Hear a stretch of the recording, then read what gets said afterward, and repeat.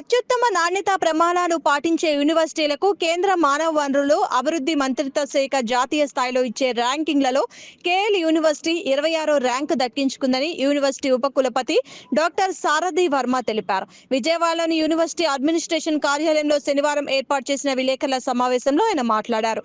విద్యా ప్రమాణిక, మౌలిక వసతులు, నాణ్యత, నైపుణ్యం వంటి ప్రమాణాలు, పరిశోధన ప్రాజెక్ట్స్, ప్లేస్మెంట్స్, పీహెచ్డీ పొందిన ప్రొఫెసర్స్ వంటి అంశాలను ప్రామాణికంగా తీసుకొని ఎన్ఐఆర్ఎఫ్ ర్యాంకింగ్స్ ఇస్తారని, ఈ అంశాల్లో తమ యూనివర్సిటీ అత్యుత్తమంగా ఉందని ఆయన చెప్పారు.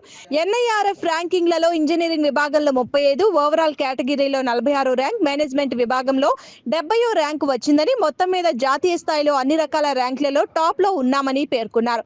యూనివర్సిటీ నుండి ప్రతి ఏటా 6,200 మంది విద్యార్థులు డిగ్రీ పూర్తి చేసుకుంటున్నారని, అలాగే క్యాంపస్ ప్లేస్మెంట్స్లలో కూడా గత 17 సంవత్సరాలుగా 100% ప్లేస్మెంట్ సాధించేలా చర్యలు తీసుకుంటున్నామని చెప్పారు. ప్రతి ఒక్క విద్యార్థిలో నైపుణ్యాలను పెంపొందించడం యూనివర్సిటీ విద్యా ప్రణాళికలో ప్రధాన లక్ష్యమని చెప్పారు. విద్యా, ఉద్యోగ అంశాల్లో అంతర్జాతీయ ఒప్పందాలు కూడా మెరుగ్గానే ఉన్నాయని, పరిశోధనలు, నూతన ఆవిష్కరణలు వంటి అంశాలలో యూనివర్సిటీ గణనీయమైన ప్రగతి సాధిస్తుందని హర్షం వ్యక్తం చేశారు.